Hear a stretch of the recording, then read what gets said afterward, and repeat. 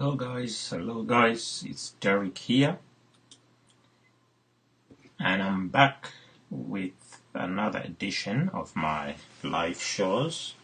So in today's show, I just want to answer the question, what is Bitcoin? I've been receiving this question from quite a number of people, and the reason being that for the past few days, I've actually been trying very hard to post as much information as I can on my social media platforms to really get people to start thinking about Bitcoin, because I think that most of my friends have not really heard of Bitcoin, or if they have, all they've heard about are the scandals, and they don't really understand what the technology is all about.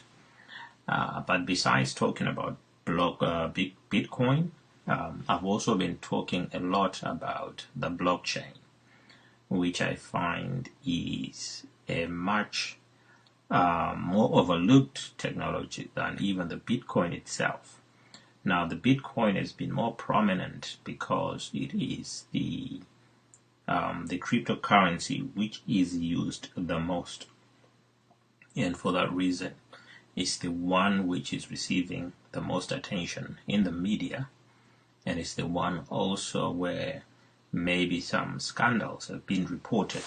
So I think the best place for you to start if you want to understand Bitcoin is to go to the bitcoin.org website. Okay, if you go to that website, the very first thing they say at the top is that Bitcoin is an innovative payment network and a new kind of money. So it's a new kind of money, and it's an innovative payment network. So it's a network for the payment of goods and services. So so people on the network can pay each other money, but these payments are peer-to-peer, which means it's from person to person. So if you have 10 friends, you pay each of them directly, and each of them can pay you directly, or they can pay each other directly. So there is no third party, there is no banking institution which is in between, there is no credit card company, there is no one in between. And if you have 10 friends, none of those friends are central to this network. So it's a fast, it encourages fast peer-to-peer transactions. It is also, you can do worldwide payments, so you can pay about anyone in any part of the world. And also the processing fees are really, really low. Okay, so that is Bitcoin. Bitcoin uses peer-to-peer. I'll just read this. Bitcoin uses peer-to-peer technology to operate with no central authority or banks. Managing transactions and issuing of Bitcoins is carried out collectively by the network. So the network is in charge of the management of transactions. And those people who are managing the transactions are called the Bitcoin miners. So if you had Bitcoin mining, that's what the management is doing. Bitcoin is open source, so its design is public. Nobody owns or controls Bitcoin, and everyone can take part, much like the internet, really, because nobody really owns the internet. And what I would like to say as well is that Bitcoin, or the blockchain, and the Bitcoin is built on top of the blockchain, is actually the next iteration of the internet. So the internet is moving over to something called the blockchain, or the blockchain is solving the problems that the internet is facing. So that is the power of this new technology. Any technology which solves the problems of a previous technology will soon be adopted by everyone. So through many of its unique properties, Bitcoin allows exciting uses that could not be covered by any previous payment system. So previous payment systems have got friction in them. They are slow. It can take up to 5 days to process a check or to send money abroad. That has been the problem with money. So what Bitcoin is doing is that it is solving all the problems that we are facing with fiat currencies. And fiat currencies are controlled by central banks, but Bitcoin is not controlled by anyone. Okay, so to get started on the Bitcoin, you just click on that link over there, or you can get a quick overview if you're an individual, a business, or a developer. Okay, so that is the front page of the Bitcoin website. Now, if you go to the introduction, you've got the same as what we had down there: individuals, business, developers, getting started, how it works, and what you need to know. Then resources, you have resources, exchanges, community, documentation, vocabulary, events, Bitcoin core. We cannot go through all of this, but I mean, if you go to the website, you can have a good read. I just wanted to draw your attention to the documentation because there is one piece of paper that I think would be interesting to you, and it's this one here. Bitcoin, a peer-to-peer electronic cash system by Satoshi Nakamoto.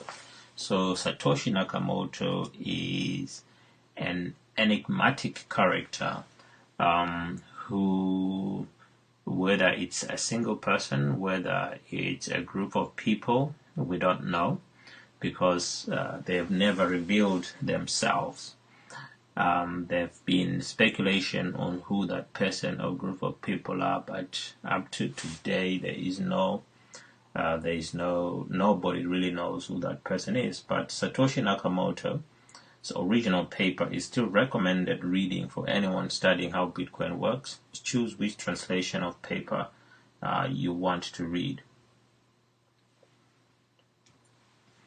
So I'm going to go for the English original, and I'll just open it up for you to see. So Bitcoin, a peer-to-peer electronic cash system by Satoshi Nakamoto, satoshi@gmx.com, website www.bitcoin.org, which is the website that we are on right now. So I'll just read the abstract, maybe parts of it, which reads, let's see if I can make it bigger. No, it's not going bigger. Anyway, I'm sure you can see this. So a purely peer-to-peer version of electronic cash would allow online payments to be sent directly from one party to another without going through a financial system. Digital signatures provide part of the solution, but the main benefits are lost if a trusted third party is still required to prevent double spending. So double spending is the main issue here. Double spending simply means that if you have, say you have $10 in your bank account, and you send $5 to a friend, and you send the same $5 to another friend, and you still have $5 in your account, which means you have basically done what is called double spend. It means that the traditional electronic payment systems have a flaw or a problem in that double spend could occur, in which, because it's just the copying of data from one person to another person. So double spend can be prevented, or is prevented, with this peer-to-peer version called the Bitcoin. So that's one of the main problems that it was solving. I'm sure you've noticed that when you spend using your debit card in a shop, sometimes the transactions do not appear there and then in your bank account. It takes 2 or 3 days for the transactions to reconcile. So reading on with the abstract, we propose a solution to the double spending problem using a peer-to-peer network. The network timestamps transactions. So timestamp means it gives them a timestamp transaction by hashing them into an ongoing chain of hash-based proof of work, forming a record that can not be changed without redoing the proof of work. The longest chain not only serves as proof of the sequence of events witnessed, but proof that it came from the largest pool of CPU power. Okay, so there is an element of CPU power needed, and CPU power gobbles up a large amount of electricity. So this is basically what we call the mining. Okay, so the mining uses CPU power, or central processing unit power, or computer power. So it's using quite a lot of power. In fact, the amount of electricity needed just to mine one Bitcoin goes into the thousands of US dollars. Okay, so as long as the majority of CPU power is controlled by nodes that are not cooperating to attack the network, they will generate the longest chain and outpace attackers. So for the past 8 or so years, attackers have not been able to attack the Bitcoin network, and so to compromise the Bitcoin or the currency that has been created, or the records that have been created. Okay, I know there have been stories of probably some accounts being frozen or some Bitcoin disappearing, but that's mainly been due to the fact that people who are trying to implement this technology have centralized aspects of it by asking for people's or using people's accounts and passwords to centralize it so that they can try to make money out of it. And these are the cases which have resulted in some kind of compromise. And the actual blockchain itself has not yet been successfully attacked by attackers. And apparently, the network is attacked on a daily basis, and not only by individuals, but also by certain governments. So, as far as up to now, the network itself, the blockchain network, has not been successfully compromised. So the network itself requires minimal structure. Messages are broadcast on a best effort basis, and nodes can leave and rejoin the network at will, accepting the longest proof of work chain as proof of what happened while they were gone. Okay, so that is the abstract. Now you can read the rest of it. There is the introduction. There is the transactions, how the transaction is going to work. So you have private keys being generated at each stage. Okay, this will take another video just to explain some of these. That's the timestamp server. So basically what you're trying to make is a block, which is why it's called a blockchain. So you make blocks and then they join them up together, and each block is time-stamped, so we know exactly when it was done. Now the total amount or the total number of Bitcoins that will be mined is 21 million. Okay, so 21 million. Now if each Bitcoin is £1, then that means 21 million pounds. But as of currently now, it's close to 10,000 US dollars. So 10,000 US dollars times 21 million, that's going to be quite a big figure. Okay, so a million is 6 zeros, 10,000 is another 5 zeros, so you're looking at 11 zeros. So 11 zeros, 9 of them will make a billion. So looking at hundreds of billion, if we're looking at just 10,000. Okay, if we go to 100,000, the Bitcoin, that we're going into trillions. So it's quite a large amount of money. Here's how the calculations are made. It's a mathematical formula, and there it is. If you understand some mathematics, you can be able to understand that. This is the summation, the sum of lambda to the power k times x e to the power minus lambda divided by k factorial multiplied by what's in this bracket here. Okay, that should give you an understanding, and there is a conclusion. So it's quite a short paper, 8 pages, 9 pages. The 9th page is just 8 references. It will be interesting to read all of these books and the references, but here is the conclusion. We have proposed a system of electronic transactions without relying on trust. So trust is the big issue here, which is why when you take out a mortgage, you go through a bank, a mortgage lender, because the developer of your property and yourself have to go through a third party, because you and the developer cannot trust each other, but you trust the bank to be the one which is going to facilitate your transaction. Just like you depend on your bank to look after your money between you and your employer pays you through the bank. When you pay for fuel at a service station, you rely on your credit card company or your debit card, your bank, in order to guarantee that there is money in your account. You present a piece of plastic. You use that piece of plastic to pay, and your bank says yes, there is money in that account.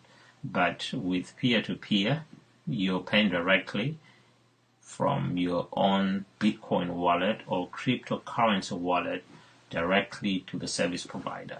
So we started with the usual framework of coins made from digital signatures, which provides strong control of ownership, but is incomplete without a way to prevent double spending. To solve this, we proposed a peer-to-peer network using proof of work to record a public history of transactions that quickly becomes computationally impractical for an attacker to change if honest nodes control a majority of CPU power. So a lot of the more you read about this, the more you find out how difficult it is for hackers to actually attack. Apparently, it is arcane. Attacking this successfully is the same as maybe attacking or breaking into the houses of, say, a whole city simultaneously, because the attack has to be you have to attack every single node on the peer-to-peer network, on the network, and we could be talking hundreds or thousands of nodes in the network. If you can compromise all of them simultaneously, then you can be able to compromise the network. So it's very difficult to break into this network. So to solve this, we proposed a peer-to-peer. I think I've read that. The network is robust. Okay, I'm here now. The network is robust in its unstructured simplicity. Nodes work all at once with little coordination. They do not need to be identified, since messages are not routed to any particular place and only need to be delivered on a best effort basis. Nodes can leave and rejoin the network at will, accepting the proof of work chain as proof of what happened while they were gone. They vote with their CPU power, expressing their acceptance of valid blocks by working on extending them, and rejecting invalid blocks by refusing to work on them. Any needed rules and incentives can be enforced with this consensus and mechanism. So this is the paper by Satoshi Nakamoto, or as an individual or group, we don't know. Okay, so if you speak español, si usted habla español, pueden coger la información aquí, español de España, español latinoamericano. If you speak Italian, then it's here. I don't know what this is. It could be Russian, and I don't know what this is either. Okay, so that is the resources part of this. In fact, it's the documentation, and you can find it here. So there is a lot more documentation. There is the technical pages, the wiki. There is the C# Bitcoin book. There is the developer reference book. There is the Bitcoin J developer documentation and the improvement proposal on GitHub. Okay, so just to give you an idea of what we mean by transaction on the blockchain. Supposing you have a Bitcoin wallet on your mobile phone and you pay for a cup of coffee in a place where Bitcoin is accepted. Now, when you pay for the cup of coffee, okay, the network of Bitcoin miners is notified that a transaction has taken place. They get to work to authenticate and make sure that there is no double spend. To authenticate that transaction, it uses a lot of computer power, CPU power, and the CPU uses a lot of electricity. Now, once the Bitcoin miners are competing to complete that transaction, the Bitcoin miner who wins the transaction is rewarded in Bitcoin. So new Bitcoins are generated, which will pay for the Bitcoin miner who has won this particular transaction. So that's what we mean when we say there's Bitcoin mining is taking place and Bitcoins are generated. But as an individual, if you want Bitcoins, you don't have to be a miner. You can just buy them on a Bitcoin exchange. And I think there are some exchanges here on the website. There's quite a lot you can read here. Let me just check. I think there was on participate, not here. There it is, exchanges. So the exchanges are the places where you can buy or sell Bitcoin. And I use one called Coinbase, okay, where basically you can buy Bitcoins or even sell your Bitcoins, okay. So I don't see the one I'm using here, but it's quite a popular one. It's called Coinbase, okay. So you can choose a wallet here. You can choose Bitcoin Core, Bitcoin Notes, BitGo, Electrum, Green Address, Artbeat, Insignia, Bida. There's so many of them. So I think the best way, because there are also many people who are getting involved in the Bitcoin business, and they are getting money from people who don't really understand what the technology is all about. So I'll suggest that you not only read this bitcoin.org, but you also watch a number of videos on YouTube. There are quite a lot of videos on YouTube that you can watch. You can also watch some of my videos. Okay, I'm still learning a lot, but like I said, for the past few weeks, I've been reading quite a bit on Bitcoin and the blockchain, and I'm still a long way away from fully understanding it. But I've got a basic understanding now where I can start making videos such as this one. So I want to thank you for watching this when you do watch it. And if you have any questions, please ask in the comments below. And if you have any contributions or any resources you want to share, I'll be happy to for you to share that with me. So thank you for watching. I will call it a okay. let's just say the end of the video, because it might be that in some places we can call it a day, but in other places it's probably a night. In the part of the world where I am, it is a night. So thank you for watching, guys. It's Derek Tafuma of DerekTafuma.com.